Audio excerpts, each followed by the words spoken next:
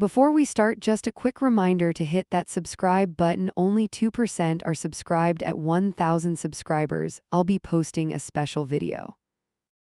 The deadbolt slid and the door opened a hand's width. I froze mid-step and watched his shoulder edge through. He kept low like the hallway might fight back. The lock clicked again and he was outside. I knew then this wasn't the first time. "I'm Avery, 33. I moved to the peephole and caught his profile. Jaw tight, eyes scanning the street once, then twice. He breathed like he had a countdown running. My mouth went dry as he reached for the car. I followed because sitting still felt like surrender. I grabbed the spare fob and eased my door shut. No jacket, no shoes, just pulse and keys. The porch groaned and I flinched. His brake lights blinked once like a warning. I slid into my car and killed everything but hope. He rolled out slow and took the corner hard. I let two cars wedge between us. My headlights stayed off until the next block. A light turned red and I coasted through on yellow. He didn't see me, or he pretended not to. He cut onto a service road behind the old mill. I parked crooked behind a dumpster and listened. His engine died and the dark swallowed the noise. A door creaked near the loading dock. I sank behind my wheel and counted footsteps. "Channel 0 at 1/2 past. The voice came from his side of the dock. I heard nails on metal and a clipped laugh. "If he shows, we move." My stomach flipped as their shadows leaned together. His phone cracked the silence with a single buzz. He caught it fast and pressed it to his chest. A flashlight flashed once and went dead. 2 minutes, he muttered, already moving. He sounded like orders lived in his lungs. He crouched near a tire and slid something under the rim. His hand came back dusty and shaking. I leaned forward and my mirror knocked the glass. He turned, head tilt, sharp like a cat scenting rain. I held still and counted to 8. Steps approached my bumper and paused. His reflection hovered in my side window. A fingertip traced the edge of the glass and stopped. He exhaled and looked past me toward the river path. Then he jogged off like the ground owed him an answer. A whistle cut through the night from somewhere low, not a tune, not casual, more like a signal. Another whistle answered from the trees. I felt the hair on my arms rise. I stayed hidden because curiosity felt safer than honesty. He disappeared down the flood stairs with the other shape. My breath fogged the steering wheel and I tasted rust. Water rushed somewhere I couldn't see. A voice shouted once and then nothing. I gripped the fob like it could anchor me. I left before they climbed back up. The neighborhood held its breath as I turned home. My door opened on the first try, which meant luck. I washed grit from my palms and watched the drain. The grit felt like a promise I hadn't agreed to. He came in near dawn with wet cuffs and stiff steps. He avoided my eyes and reached for the kettle. "Couldn't sleep," he said, shoulders squared. I saw a hospital wristband shoved in his pocket. I opened my mouth and chose silence instead. I lay awake while the kettle clicked off. The wristband glowed in my head like a flare. A plan formed slow and sharp under my ribs. I would find whatever he hid under that tire before it found a way to swallow both of us. I drove back before traffic woke up. I parked by the mill and cut the engine. My shoes slid on grit as I crouched. The tire waited where I'd seen his hand. I reached under and touched cold plastic. The box clicked open and a tiny light blinked. Not a key, not cash, a tracker and a folded strip of tape. Under the tape, a number with 4 digits, 913. A voice boomed from the loading dock and I ducked.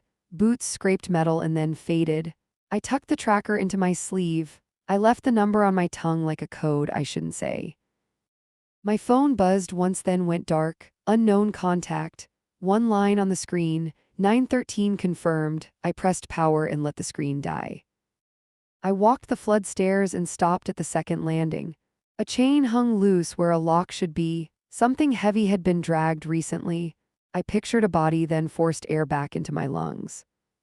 A gull dropped to the railing and watched. I stared back and kept moving. The water chewed the edge and spit. A glove floated near a branch. I considered pulling it in and didn't. The tracker pulsed in my sleeve like a heartbeat. I pressed the single button and held. A faint chirp answered from under the dock. Another chirp responded farther downstream. 2 devices and maybe a root.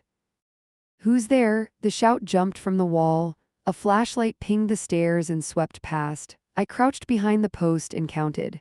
The beam paused, then climbed away. I took 3 photos of the landing and the marks. I sent them to myself and deleted them again.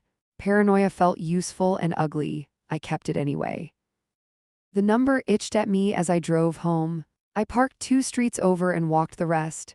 He'd be up before 9. I needed a plan that didn't look like a fight. He stood at the sink with a chipped mew.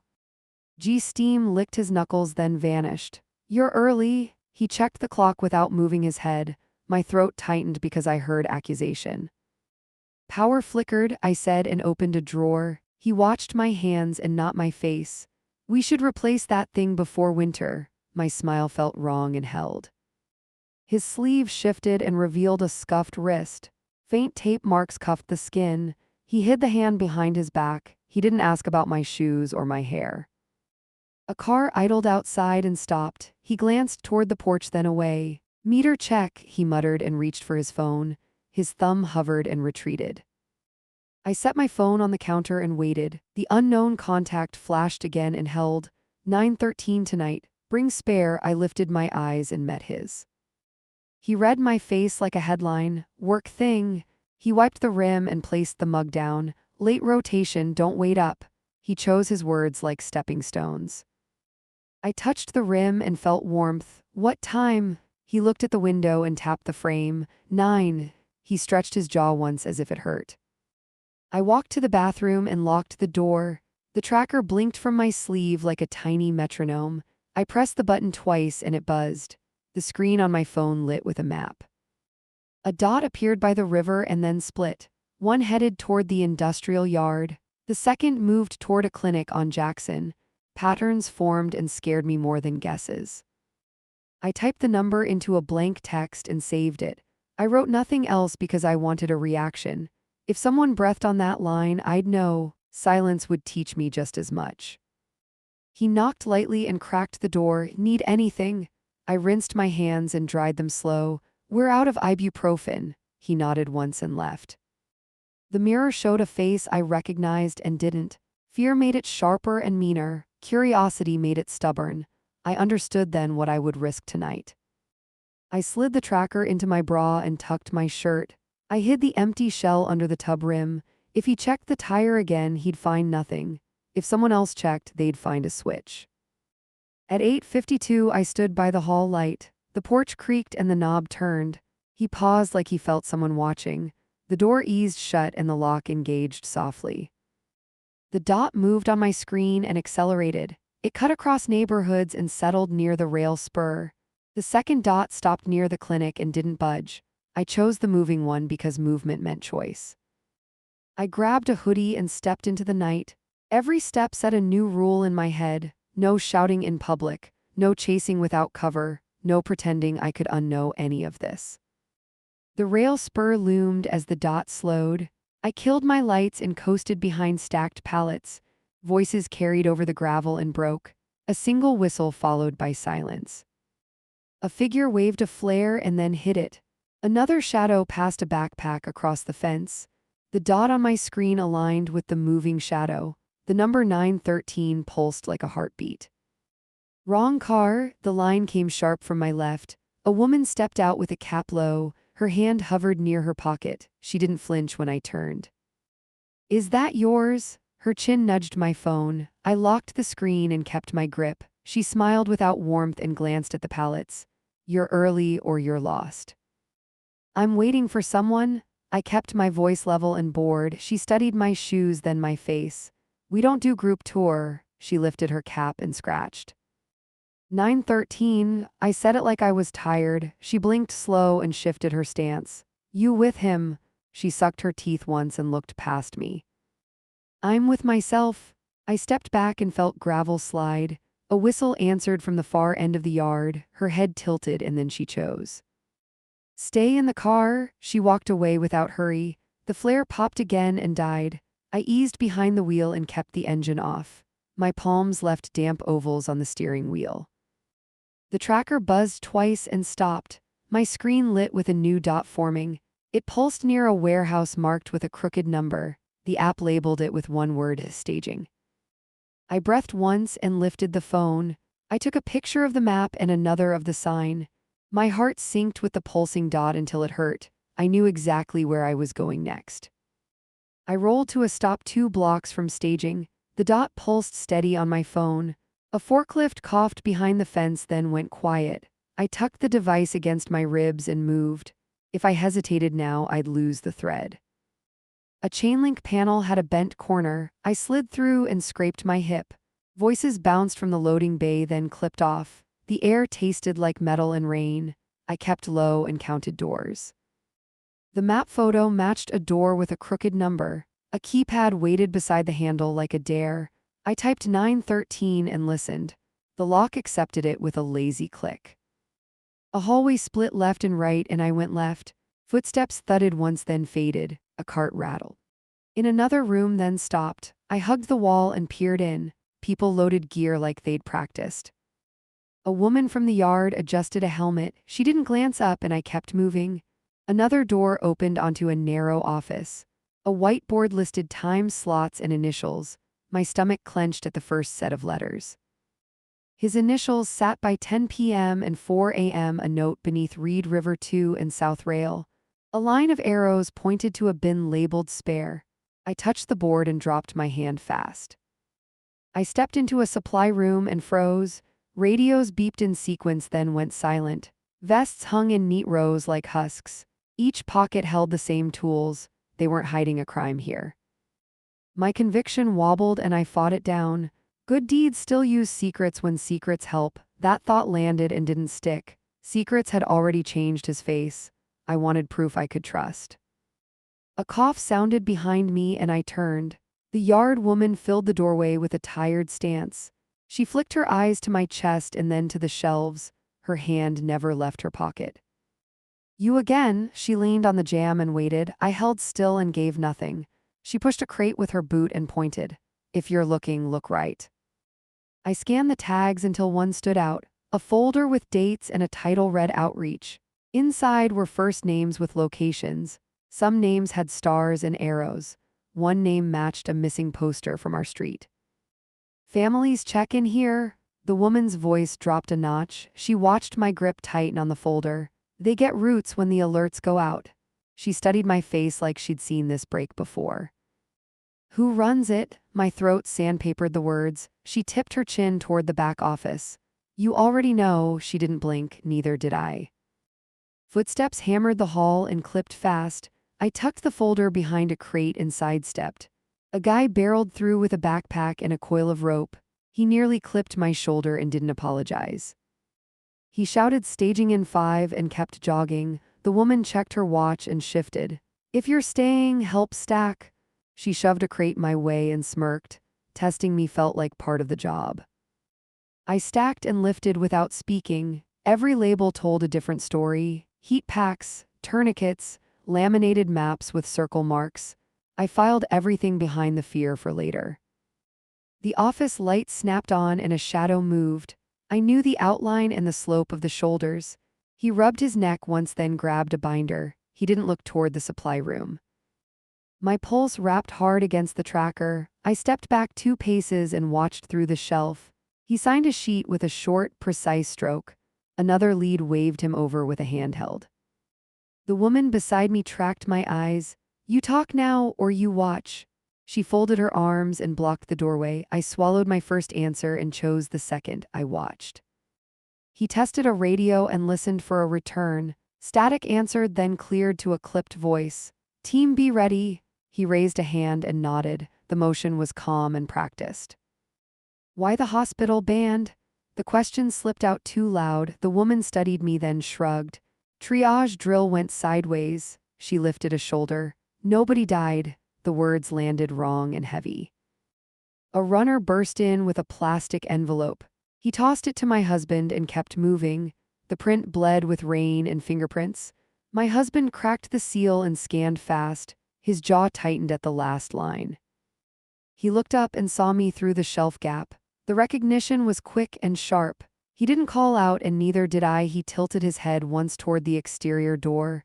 Meet me there now. I hesitated and anger surged like heat. He disappeared into the hall without waiting. The woman watched me choose and nodded once. 2 minutes, she warned with her eyes. I slipped outside and leaned against the cold wall. Gravel crunched and then stopped beside me. He stood close enough to see the vein in his temple. We kept our voices low because we both wanted this private. That code on the tire opened your door. I let the words land. He rubbed his thumb over his wrist like it hurt. You shouldn't be here. He checked the yard and shifted his weight. What are you doing?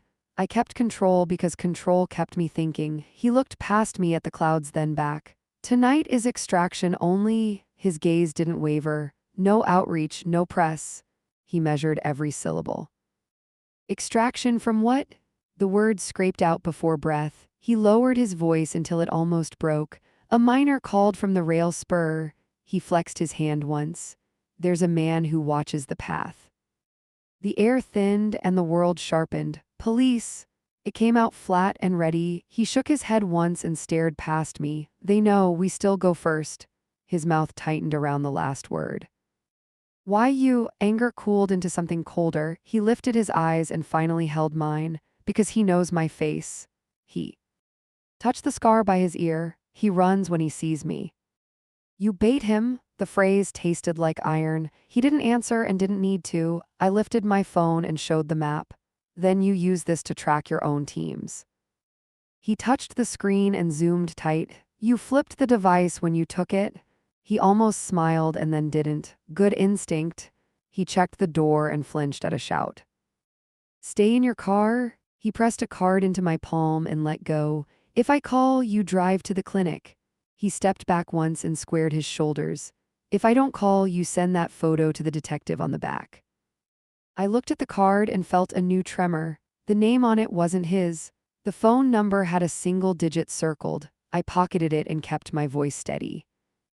Don't lie tomorrow. It came out like a vow and a threat. He nodded once with real weight. Then don't follow tonight. He turned before I could argue. The door swallowed him and the hallway buzzed.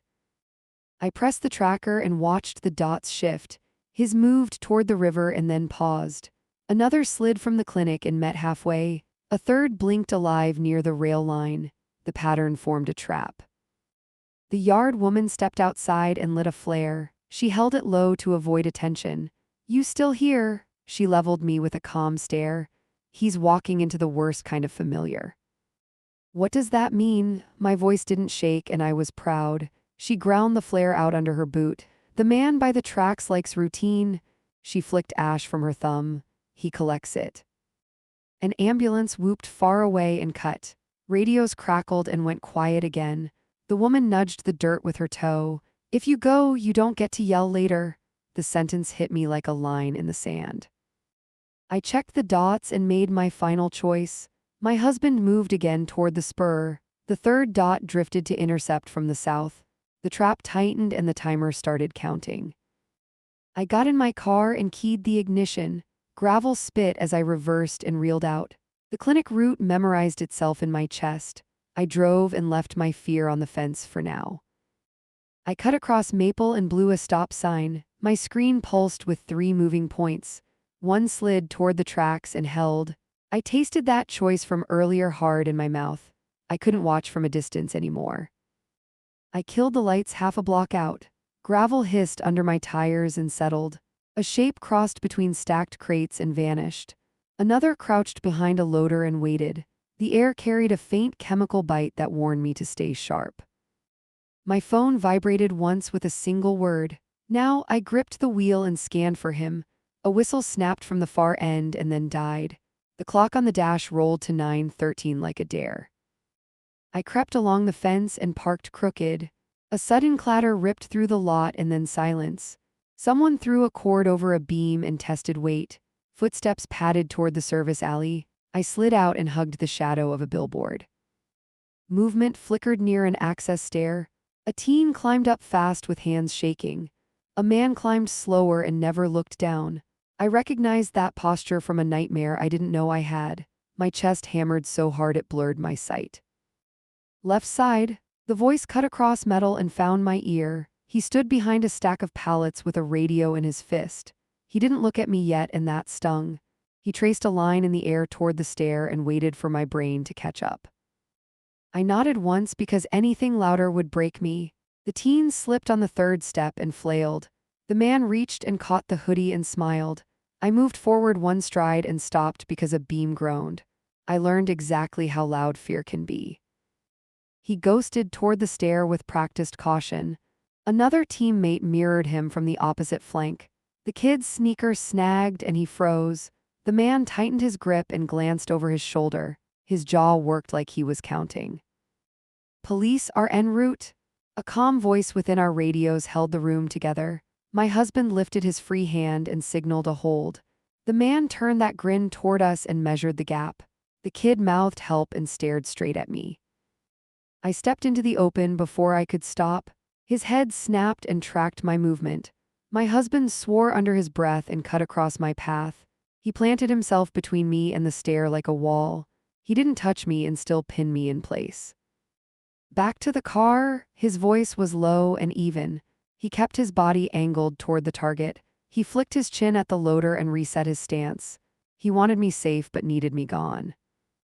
The man on the stair laughed once and tugged. The kid winced and went still.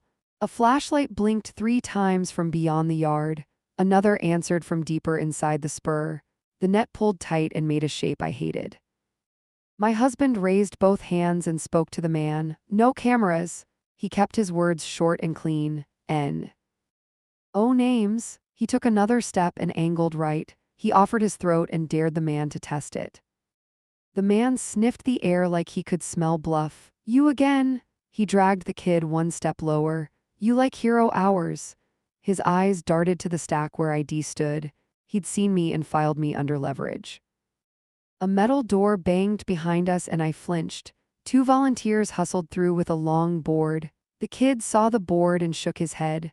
I can walk. He lied and everyone heard it. The man squeezed his wrist like a vice. Trade. My husband showed empty hands and nothing else. You get the exit, we get the kid. He took one more step and lined his shoulder with the beam. The volunteers set the board down and waited for a signal. The man chose ugly. He shoved the teen forward and reached for the cord. My husband lunged with both arms like a tackle. The kid tumbled into waiting hands and disappeared. The cord snapped taut and whistled past my ear. A horn blared from the street and then cut. The man swung the cord toward my husband's legs. He jumped and clipped his shin anyway. He fell hard on one knee and bit back a shout. The man pulled again for the throat. I moved without asking permission. I grabbed the fallen board and slammed one end into the beam. The board jammed the line and stopped the swing. The man jerked and lost balance on the slick step. He grabbed the rail with one hand and held. My husband rolled to his feet and surged. He grabbed the man's jacket and pinned an arm. The line went slack and hung like a dead thing. Move him! A volunteer shoved the kid toward the gate. The kid limped and didn't look back. The man twisted and raked an elbow into my husband's ribs. Breath exploded out of him and he stumbled one pace. The man drove a short jab at the neck and missed. A radio fell and skittered under a pallet. The yard swallowed the sound like it wanted secrets. Knife. The word tore from my throat before I knew it. The man flashed something dull and fast. My husband pivoted and shielded his center with his forearm. The blade scraped his jacket and caught fabric. He grimaced and drove forward into the hinge. They crashed against the rail and locked. The knife arm jammed between metal and bone. The man hissed and writhed to free it. My husband shifted weight and leveraged the joint. For a heartbeat, the world held still and waited. A siren wailed once and stopped. A new voice rolled in through our radios. Units on site? The man heard that promise and panicked. He tried to bite and got a mouthful of sleeve. My husband pushed harder and something popped. The knife clattered and I kicked it away. Steel skittered across concrete and vanished under a crate. The man howled and bucked his hips. My husband twisted and pinned with his whole weight. The man sagged and then chose surrender. Cuffs. Someone tossed flex ties and they landed near me. My hands didn't shake until I touched them. I looped one around the man's wrist and pulled. He spat at my shoe and missed. I pulled the second tie until plastic sang. Blue strobes washed the yard in chopped pulses. Officers flowed through the gate with rifles low. A sergeant scanned faces and counted. My husband stepped back with his hands visible. He nodded once toward the stair and let his chest rise. The teen reappeared with a thermal blanket over both shoulders. A medic steadied him with light pressure. He looked smaller under that square of fabric. He stared at me like I'd dragged him across glass. I didn't look away because he didn't either. "Who's in charge?" The sergeant's voice had no softness. The yard lead raised a hand and stepped forward. They spoke in tight lines that didn't waste syllables. A second unit peeled off toward the far fence. They went hunting for the knife because knives matter. I checked my husband's sleeve for blood and found none. He lifted his arm and winced through a smile. "Bruise." He glanced at my hands and then at the ties. "Good assist." The words warmed and hurt at the same time. The man on the ground grinned through split lips. "You brought your wife." He rolled the word like candy. "Cute." He twisted to face me and sniffed. "You smell like fear and coffee." My heel twitched toward his ribs and I controlled it. A detective stepped in and squatted by the suspect. He read the man his rights with bored clarity. The man laughed on the second line and coughed. The detective didn't blink and kept going. My husband's shoulders finally dropped 1 inch. An officer waved me aside to take a statement. I kept it clean and tight. I gave movements and distances and nothing extra. The officer wrote quick and didn't look up. He ended with a nod that felt like a stamp. The medic waved my husband over and prodded the rib. He breathed shallow and failed to hide it. The medic taped a small sensor to his finger. A number flashed and improved. He rolled his eyes at me and that helped. The teen clutched a phone like a relic, a counselor CR. Ouched near and spoke slow. The kid nodded at one word and shook at another. He pointed toward the tracks with a trembling finger. The counselor wrote the name down and folded the page. "Clinic now." My husband tapped my pocket and I understood. The card rubbed my palm like a secret. The volunteer crew began collapsing their staging. Crates rolled toward trucks with practiced rhythm. The yard exhaled but didn't relax. I guided him to our car and opened the door. He paused and looked back at the beam. He swallowed once and touched his forearm with 2 fingers. "Still have to debrief." He glanced at the gate and frowned. "They can handle it." We pulled onto Jackson with a police unit behind us. My husband watched the mirror and checked his breathing. I watched his profile and memorized the tremor. We didn't talk because words would spill. The clinic appeared like a checkpoint we were allowed to pass. Inside the bay, he peeled off the jacket. The nurse pressed along the rib and whistled softly. He kept his jaw locked and stared at the floor. She taped a packet to his skin with fast hands. He looked at me only when she stepped away. "You broke your rule?" His voice felt heavier than the bandage. I stood straighter and didn't blink. "You broke it first." I held his eyes until the nurse reappeared. He nodded once because I was right and wrong. A police liaison walked in with a clipboard. She asked 3 blunt questions and waited for crisp answers. My husband gave them with professional calm. I filled gaps with what I had seen. She checked off boxes and promised a call. The nurse cleared us to leave with conditions. No lifting tonight. Ice when we got home. Return if the pain spiked or breathing hitched. It all sounded like permission and warning. We promised what we had to promise. We stepped into the hallway and found the kid again. He sat with the blanket clutched tight. He looked up and then down. He gathered courage like it weighed something. "Thanks." The word barely made it out. My husband crouched slow and rested one hand on the chair. "You did the hard part?" He glanced toward the door and back. "We just showed up." The kid let out a breath that bent him forward. A counselor asked if we could wait 10 more minutes. They needed a quick lineup and a confirmation. The suspect had already lawyered up and played games. The kid nodded and then shook. He chose yes with his chin. We stood near the vending machine and listened to our hearts. My phone buzzed in my pocket with a new text. Unknown number with a single character. One my skin prickled because that meant something I didn't like. I showed him the screen and watched his reaction. He rubbed his eyebrow and thought fast. "That's him?" He didn't need to say a name. He wants credit for keeping count. He let the disgust sit in the space. I typed 3 digits in reply and didn't send. I deleted them and sent nothing. He watched my thumb and didn't intervene. Sometimes restraint is the sharpest blade. I learned that while standing in fluorescent hum. The counselor returned and led the kid away. The liaison followed with a body camera running. We waited by the door where we could see a slice of room. The kid looked through glass and nodded once. The suspect smirked and leaned back. The liaison stepped out and gave a tiny smile. "We're good." She spoke in a tone that respected fatigue. He picked without hesitation. She glanced at my husband and pocketed her pen. "Your team saved us an hour." We walked to the parking lot with the wind pushing. He stopped beside the car and braced on the roof. He took 3 slow breaths and rolled his neck. I waited until he met my eyes. I had been waiting since he crept out the first night. Rules. I held up a finger for each one. Code phrase before departure. Location pin shared the moment it's live. If an operation goes sideways, I get alerted. He listened and didn't argue because there was nothing left to argue. He offered a counter that cut clean. I don't tail the active perimeter. I don't step into the line again. If he calls, I drive rather than run. He delivered each point like a pact he could keep. I extended my hand and he took it. We shook like people do when they mean it. We didn't kiss because heat would drown clarity. Later, maybe, not now. My phone buzzed again and I checked the screen. The unknown contact had sent another number. 2, they were counting interactions like trophies. I looked at my husband and saw the same math.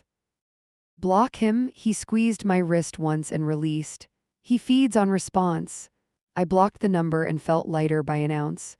The sky pressed down anyway. Predators don't stop when a phone goes quiet. We drove home without music. Another ambulance screamed toward the east and faded. He pressed the heel of his hand into his rib. I steadied the wheel and watched for tails. I wasn't going to be the only one learning. At our door, he paused and set the keys down. "There's a briefing at first light." He exhaled and studied the floor. "You can sit in on intake if you want." He glanced up and waited for my answer like it mattered. "I'll be there." The words landed with steel. I started coffee because we needed something warm. He leaned on the counter and counted his breaths. We didn't fill the room with small sentences. We protected the space for what comes next. My screen lit one more time as the kettle clicked. A final message arrived from an unknown relay. "He will come looking for you." The letters looked ordinary and felt radioactive. I placed the phone face down and felt my pulse climb. He watched my hands and saw the tremor. He covered my fingers with his and stilled them. "We prepare." He looked toward the hallway light and nodded. "We stop sneaking and start planning." I held his gaze until our fear sinked. I thought about the stare and the cord and the grin. I thought about the kid walking out under his own power. I thought about the number 1 turning into 2. I knew the next move would hit our doorstep.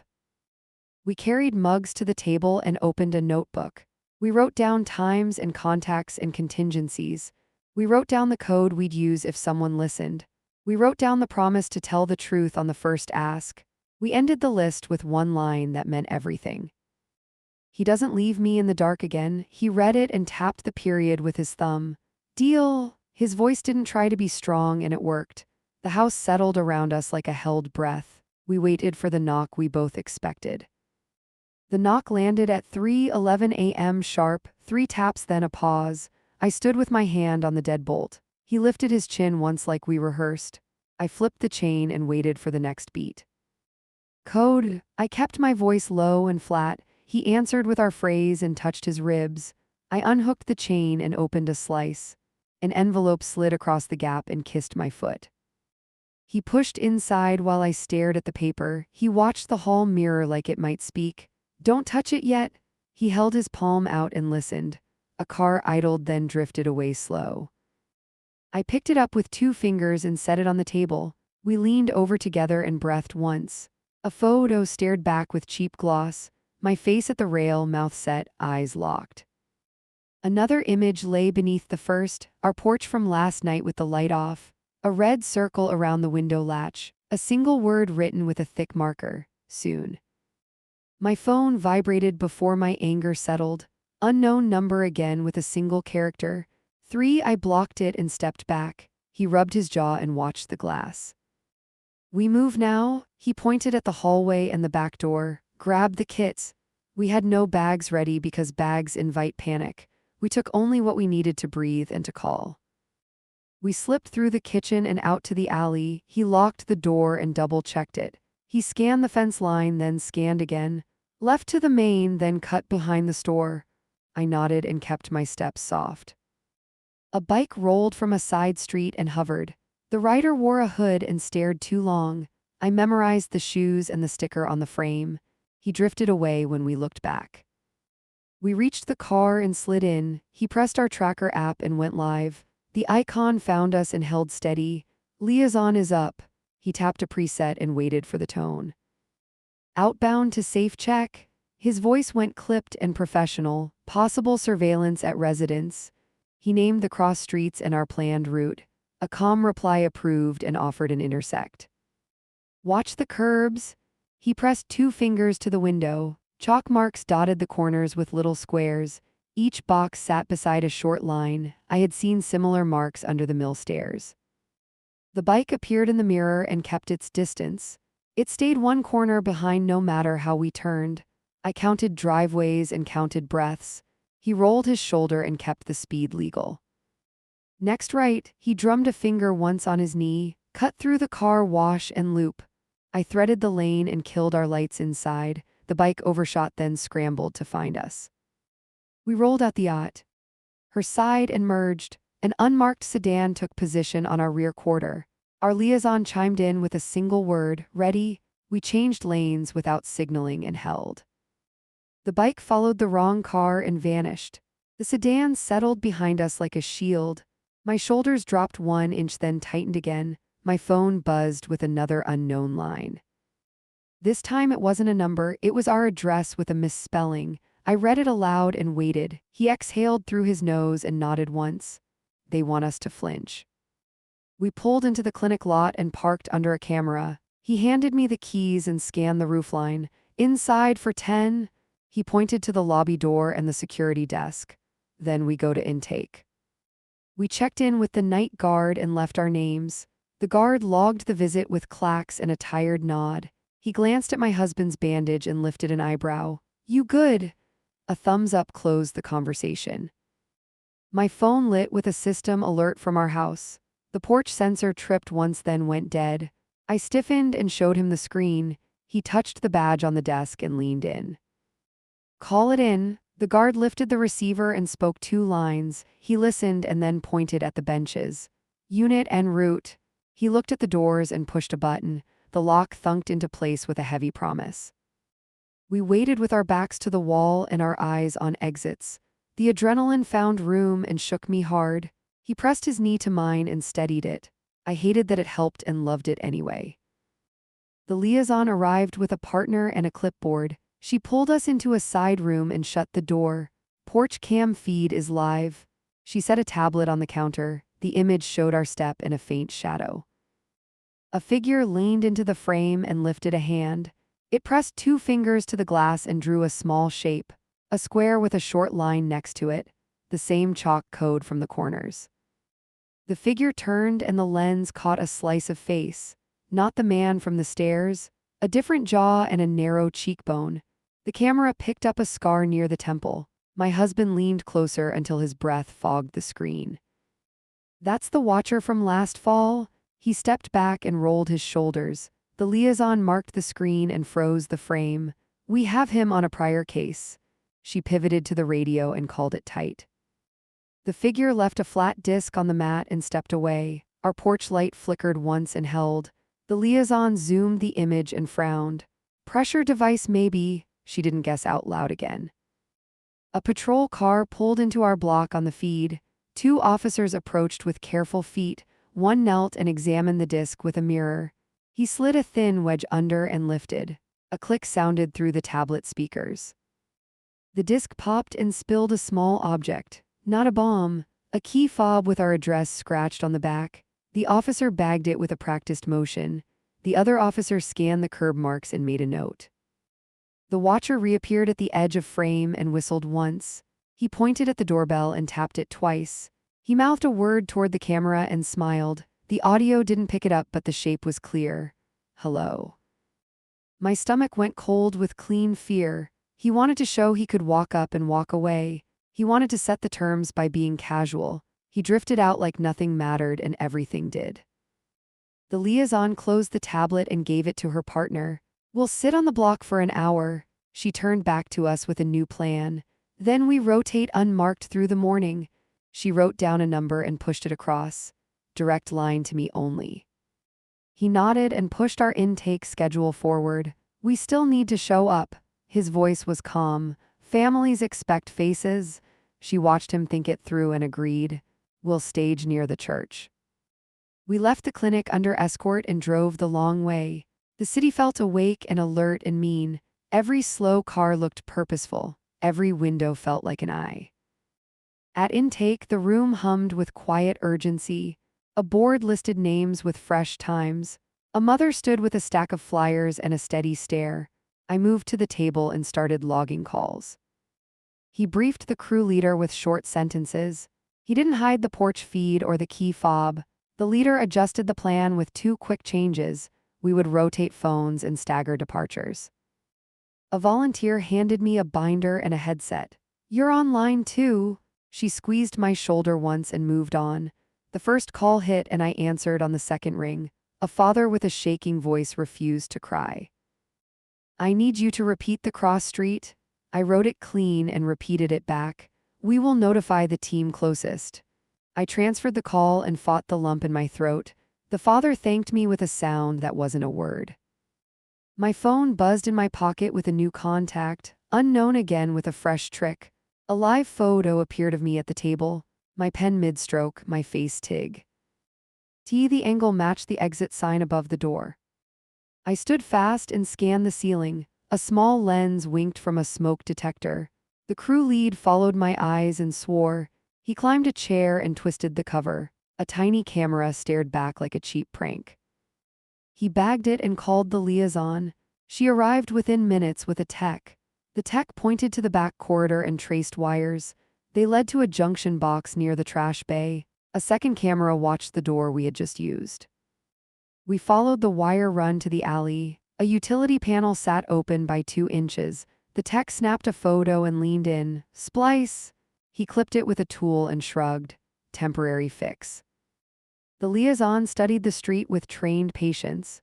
A van sat half a block down with fogged windows, 2 seats visible through the glass and no movement. She walked straight to the door and knocked twice. The van started before she reached the handle. It pulled away with a lazy roll. She stepped back and clicked her tongue. A unit around the corner swung out and tailed. We moved back inside and closed ranks. He found me by the coffee urn and touched my elbow. You okay? I swallowed and nodded once. I'm angry and awake. He almost smiled at that. Good order. We worked until noon with no break. Lines rang and bodies moved and names filled columns. We called hospitals and checked cameras and kept lists. The rhythm steadied my hands even as my mind spun. In the early afternoon, the liaison returned with news. The van had dumped at a lot and the plates were stolen. Inside, they found receipts and a burner. The phone held 3 texts to our unknown, only numbers and timestamps. Pattern is every hour at 13 past. She tapped the screen and looked at me. He marks each contact with a count. I thought of the numbers that hit my phone and nodded. We are at 3. Lock your SIM? The tech offered a device with a grin. Spoofs make me cranky. He swapped a card and installed a filter. This will catch the worst and log the rest. He handed it back with a tiny salute.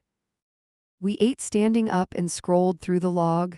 Another message had tried to drop in at 1:13 and failed.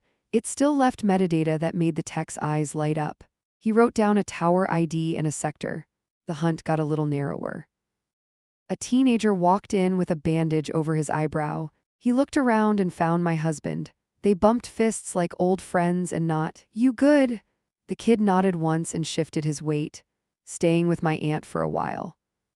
The kid leaned close and whispered, "He had a truck yesterday." He looked at the floor and chewed his lip. With a dent near the tail light, my husband's face sharpened. The liaison wrote it down and drew an arrow. We ran the partial through a plate reader database. Hits trickled back with low confidence flags. The liaison sent 2 cars to the likely ones. She kept her expression neutral and tired. We all learned how to breathe without hope and with it. Near dusk, my phone buzzed with a blocked call. The filter flagged it as priority. I answered with our intake greeting. Silence for 2 beats, then a scrape. A man breathed into the receiver like he wanted me to count. "You smell like fear and coffee." The words slithered through the speaker with a grin. My throat tightened and I tasted metal. "You left before the 3rd knock." He chuckled once and stopped. "You open on the 4th." I hit record with my thumb and kept my tone flat. "Who is this?" A laugh rolled back lazy and mean. "You'll learn." He exhaled like a punchline. "Turn around." I turned against my will and looked at the front window. Across the street, a man lifted a cup. He aimed it toward us like a lens. He took a sip and set it down. He wore a hat pulled low and a jacket with a frayed cuff. "I'm calling in a plate." I whispered to the liaison and kept my eyes forward. She moved without panic and radioed it clean. 2 volunteers stepped to the window and blocked the view. The man smiled and tilted the cup again. He stood when the unmarked rolled up. He dropped the cup and slipped behind a bus. The car pushed through traffic to follow. I recorded the time and the angle. Every detail would matter later. My husband returned from a search block and found me primed. He read my shoulders and understood. "You stayed inside." I nodded because I had. "Good." He squeezed my hand once and let go. We did another hour and began to close. Families drifted out with packets and quiet thanks. The board emptied in slow columns. The room exhaled but didn't relax. We packed the day into folders and locked them. He walked me to the car with our escort. The air held that charged feeling before a storm. I unlocked my door and paused. A small square of chalk glowed on our bumper, a short line beside it like the others. "They tagged us." He wiped it with his sleeve and smudged it. The liaison photographed the smear and circled it. "Breadcrumbs." She checked the street and frowned. "W. You go to the safe house tonight." We followed her to a duplex on a quiet block. Volunteers used it when threats touched home. We parked under a hedge and carried nothing visible. The lock turned with a single clean click. Inside, the crew lead had left a rotating phone. It would ring if a unit near us tripped an alert. It would ping if the watcher crossed a geofence. It would wake us if the porch sensor flashed again. We set alarms and placed the device on the dresser. He lay down and winced once, then settled. I sat on the chair and kept my shoes on. I set my phone face down and watched the second stroll. At 9:13, the rotating phone chimed. A soft tone like a timer in a quiet kitchen. I answered and kept my breath shallow. A text mirrored on the screen with coordinates. The dot hovered near our block again. "Patrol is close." The liaison's voice stayed even. "They see a truck with a dent near the tail light." My husband sat up slow and pulled on his jacket. I stood before he could ask me to stay. We drove with lights off until the last corner. 2 units boxed a pickup by the curb. The dent sat exactly where the kid said. The driver leaned on the hood and pretended bored. He looked up as we rolled to a stop. It wasn't the watcher from the steps. It was the grinning man from the stairs, the one who liked routine. He turned his head toward our house and smiled. He had come back to see if fear lived here. The liaison spoke to him with care and ice. He offered a license that wasn't his. She nodded like she believed him and didn't. She rolled the truck bed and found a crate. She opened it and found bolt cutters and rope. I felt my body want to list objects and stopped. Tools mattered only if they changed our next move. They did. The liaison lifted one item and showed him. His face flickered for the first time and then went blank. She arrested him on the quiet street while neighbors watched from curtains. He didn't fight because cameras had eyes. He asked for a lawyer and looked tired. The cuffs clicked and he stared at me over his shoulder. He mouthed something he wanted me to decode, 3 syllables and a tilt of his head. It looked like a name and then didn't. I filmed his mouth with my phone and saved it. We would slow it down later and learn. We walked back to the safe house with our escort. My phone vibrated as we reached the door. Another unknown number slid through the filter and tried to ring. The text device flagged it and trapped it. We played the message on speaker. 4. A whisper and a smile. You think you caught me? A pause long enough to hurt. You caught my driver. A light chuckle and a throat clear. Open on the 4th. We looked at the door like it might bite. He moved ahead of me and checked the frame. He pressed his ear to the wood and waited. The rotating phone on the dresser started to ring. He opened the door on the 4th knock because we don't bluff safety. The room looked the same at first glance. The dresser sat where we left it. The phone shone with a bright notification. I stepped inside and saw the change. Our mugs from earlier sat on the counter. We had not used mugs here. A tiny square of chalk marked the sink, a short line beside it like a signature. My husband scanned the corners with a predator's patience. He crouched by the bed and lifted the sheet edge. A small lens watched him with a glassy stare. He covered it with a towel and kept moving. The rotating phone flashed another alert with a new shape, a live feed from our bedroom at home. The camera moved with a hand, not a mount. It panned to our closet and paused. It panned back to the bed and settled on the pillow. I threw up a hand and blocked the screen like that could help.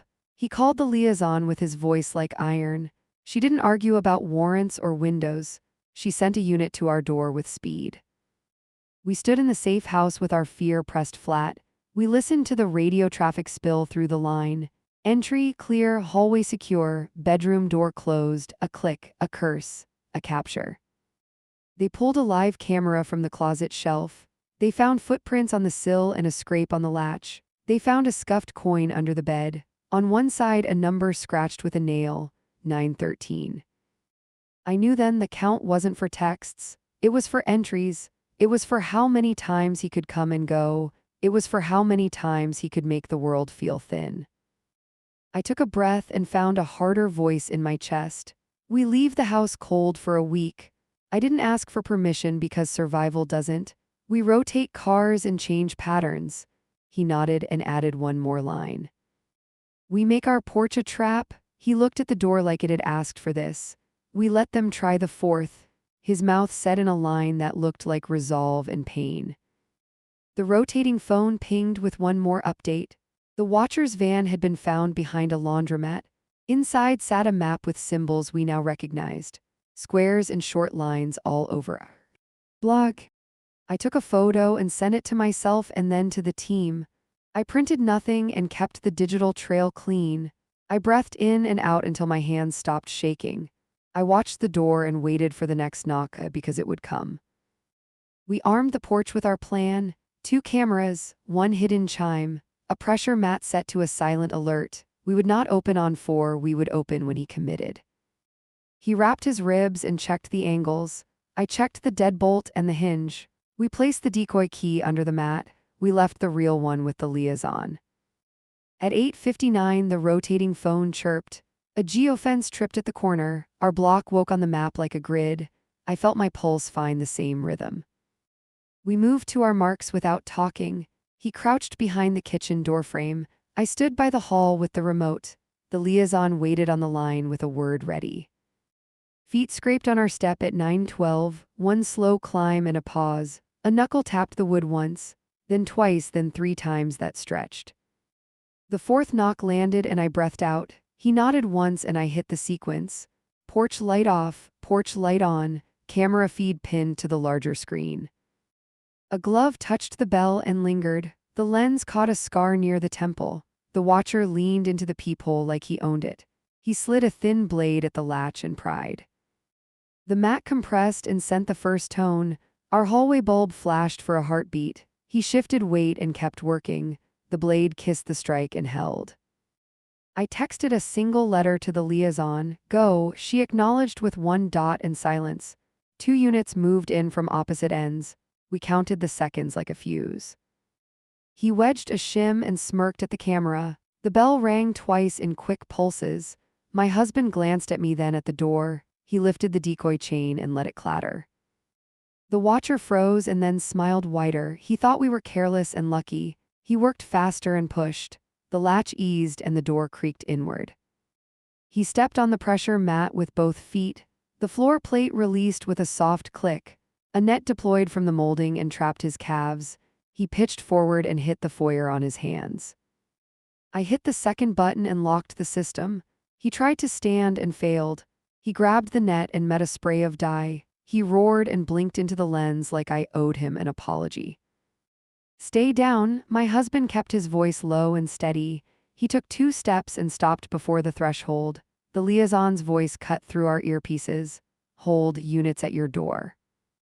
Red dots danced across the Watcher's back. Officers filled the porch with trained movement. Hands open. He showed his palms and tried to laugh. The laugh broke when the cuffs bit. They hauled him to the stoop and cleared the entry. An evidence tech snapped photos in a tight circle. We stepped back as they read the warnings clean. The Watcher stared at me through wet lashes and grinned. 4. He pushed the word through a split smile. He looked past me toward the kitchen. I like the paint. He wanted me to react and give him a win. I made my face a wall and said nothing. He shifted his focus to the hallway. His eyes landed on the framed list by the door. He read the last line and lost the smile. They walked him down the steps as neighbors gathered. 2 volunteers from intake stood near the curb. The teen from the rail spur watched with wide eyes. He held his aunt's hand like a knot. The liaison stayed on the porch with us. We got the driver last night. She checked her notes with a thumb. Now we have the caller. She didn't celebrate. She set her jaw and kept thinking. A second team cleared our bedroom and closet. The camera under the sheet was gone because we found it. They found a fresh chalk mark on the inside sill. He had reached within an inch of our pillows. The tech lifted the disc from the mat and bagged it. It looked like a toy and acted like a trap. He pointed at the seam we had reinforced. Your plate saved the latch. He nodded as if we had joined a club. We followed the squad to the station for statements. He rode with the liaison and I drove behind. I wanted space to shape my anger into something useful. I wanted a straight line between cause and effect. In the interview room, the Watcher's bravado frayed. He asked for a lawyer and then tested the mirror. He preened at his reflection until he remembered the dye. He licked his teeth and waited for an audience. The detective rolled a cart with the porch footage. He played the moment the net dropped. The room filled with that clean sound of inevitability. The Watcher blinked and tucked his chin. Where are the other cameras? The detective kept his tone light. The Watcher smiled and shrugged with a tilt. Gone. He tapped the table twice and leaned back. He wanted to show control without giving anything. The liaison produced the van map with chalk symbols. She circled the squares near our address. These are yours, her eye. Ebrau barely moved. He mirrored her expression and offered nothing. A second detective entered with a small evidence bag. Inside sat a coin with 913 scratched deep. They placed it next to the still frame of his face. The match didn't require narration. He watched the frame and sighed too loud. You were fun. He lifted his cuffed hands and sniffed. But you needed to learn pace. He glanced toward the hallway where voices passed. He wanted another audience and didn't get one. We gave our statements again with tighter detail. The detective asked for our calibration times. We gave our sequence and our plan, he wrote without looking up until the end. They separated us for the last few questions. I sat with a counselor while the captain spoke to my husband. She watched my hands and reminded me to breathe. I did because I needed to finish this right. A runner popped in with a new printout. The burner tied to the van had pinged at 3 places. The rail spur, the clinic, our house. The timestamps drew a clean path we could own. Another unit called in from the laundromat lot. They had pulled a second driver from behind the machines. He wore the same brand of jacket with a frayed cuff. He carried a second phone with a matching contact list.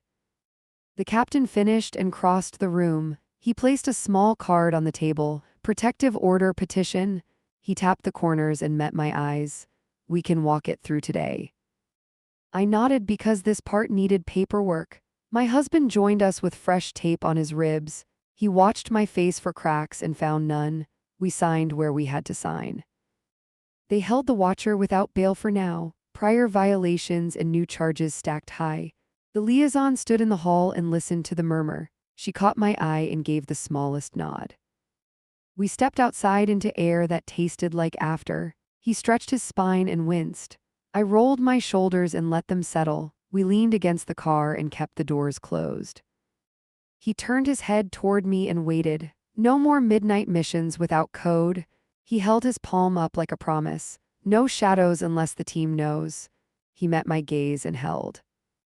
I took his hand and squeezed once. No more secrets that make me small. I looked at the horizon like it could answer. If you leave, I leave with you. I meant every clipped line. We drove to intake because duty still needed bodies. The board filled again because hurt never sleeps. He briefed the crew with a steady cadence. I took the second headset and logged calls. The teen stopped by and left a note. He wrote 2 letters and an address. Next, he shrugged and walked out with his aunt. We flagged the location and spun up a team. At 1:13, the text device pinged a ghost call. The filter caught a spoof from a new tower. The transcript showed 1 character and a time. 5 at 9:13. I felt my chest tighten and then relax. Counts could be copied. Counts could be bait. We would not dance to a stranger's metronome again. We pushed the update to the liaison and the captain. They set a decoy route and a decoy porch.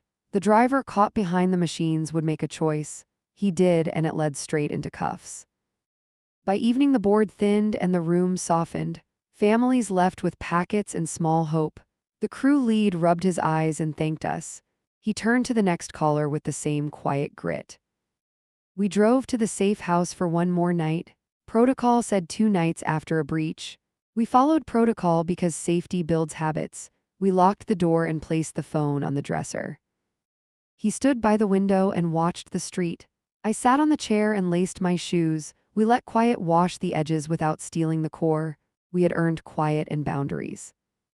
Tell me everything. I kept my voice low and firm. He did, at last, every route, every code, every failure that shaped his rules. It wasn't a speech. It was a series of small facts that added weight. He described signals and shadows and why he lied. He described the moment he saw me at staging and chose trust. I listened until the clock touched our old danger time. My anger didn't vanish. It turned into a sharper kind of care. It turned into rules we both owned. We wrote the last version of our page together. Code phrase, pin share, hard stop at dawn unless life hangs. We signed it with initials and tapped the paper like a seal. The rotating phone chimed once at 9:13, an automated test from the liaison. The line read clear on our block. My hand loosened around the pen. He laughed once and winced and then smiled. We keep the light by choice now. He gestured toward the hallway like he loved it again, not because we are afraid. I stood and turned the switch twice. Off, on, the bulb answered without drama. We didn't flinch because we weren't flinching anymore. We lay on the bed and stared at the ceiling, not touching yet, not rushing a fix, breathing like synchronizing gears. The phone on the dresser buzzed 1 more time, a final.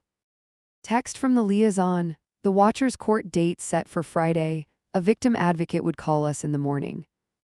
I closed my eyes and saw the net drop again. I opened them and saw my husband counting breaths. We had built something that could hold a storm. It would have to. He rolled toward me and placed his hand on the sheet. When it hits 2 a.m., his voice barely above a whisper. I'm home or I'm on the line with you. He waited for the verdict like it might break him. Deal, I touched his knuckles with mine. We leave the hiding to the people we hunt. He smiled without victory and breathed easier. Some nights he still gets the ping and moves. He squeezes my wrist and speaks the code. I nod and open the app and watch the dots. I work intake and keep time like a partner. When he slips out at 2 now, he doesn't vanish. He texts the pin and the plan and the reason. He returns with bruises and a face I can read. We sit at the table and write what matters. If the door knocks again at 9:13, we are ready. If the line buzzes at the wrong minute, we answer smart. If the world leans toward dark, we lean back together. The hallway light stays on because we turned it on.